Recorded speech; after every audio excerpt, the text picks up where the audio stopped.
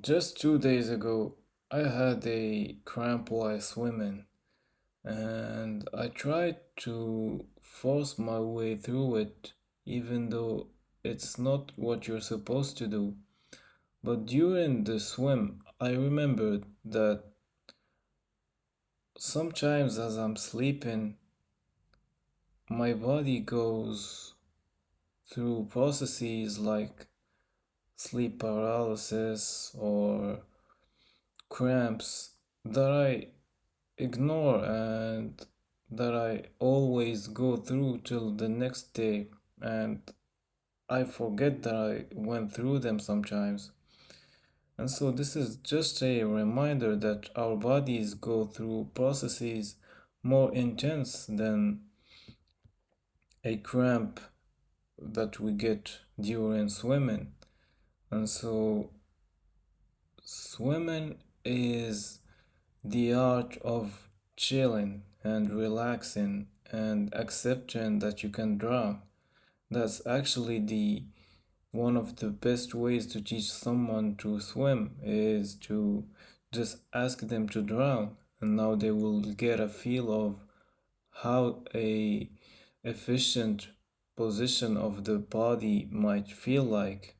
It's horizontally flat, and that's the most efficient way to be when swimming. Also, you gotta keep in mind that there's different ways of swimming, and if you ever get a cramp in your legs, you're not forced or obliged to be using your legs. In fact, 80% of your propulsion comes from your hands. And suppose you get a cramp in your arms, you can still manage to swim a long distance without getting yourself in trouble. So just chill when you get a cramp, and mm, you can even have a cramp in the beginning of your training and continue the training as if it's nothing. Of course, you do that in a safe space, but just to realize that cramps are not the end of a swim or that they're scary or anything like that. And maybe that's also a way of your body to tell you that there's a lacking vessel in your body that needs to be addressed. And once you get a cramp in that place, they will get less frequent over time. Another thing is that coming from a background of weightlifting and hypertrophy training, once you start swimming, you find out that there's a lot of limiting factors, mainly flexibility, which you can address. Uh, I've done that by reducing or actually no longer training my chest and biceps because they they render me stiff and I can't lift my hands out of the water as easy as a flexible person would do, as somebody who's not training for hypertrophy. Also, there's a known fact on when you're trying to maximize hypertrophy is that you should not train cardio after a weightlifting workout because that would render your session or your gains would be more about endurance gain rather than hypertrophy gains. And that's exactly what I started doing because my goal is no longer hypertrophy but endurance.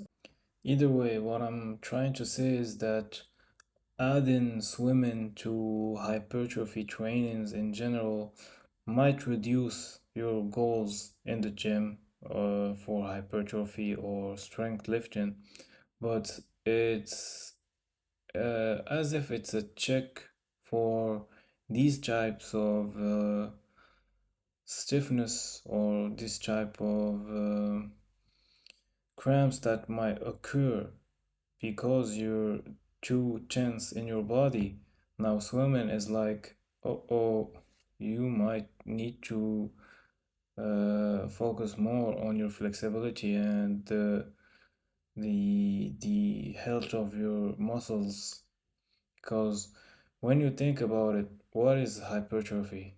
It's about um, it's about traumatizing the muscles in order to grow. The initial muscles that you had were actually efficient, but as your volume grew or of training, the muscles needed to become bigger in order to sustain that amount of workout. So, a small example of this would be to see how babies are strong, even though they their muscles are not as shaped as bodybuilders or weightlifters are. And that's some quality of muscles. You might think that people who train in the gym have great muscle quality, but or rather muscle efficiency, but it's not. Their muscles get bigger in order to sustain the the amount of work required. So yeah, that's what I wanted to say about muscles, stiffness, cramps, and their relation with the endurance training like swimming, which is considered one of the best longevity sports out there. So yeah, swim safely and take care. I don't care about pain anymore. More important than pain is the impulse that's rising within me. I feel as though there's something violent boiling up from within. Daddy, chill. What the hell is even that?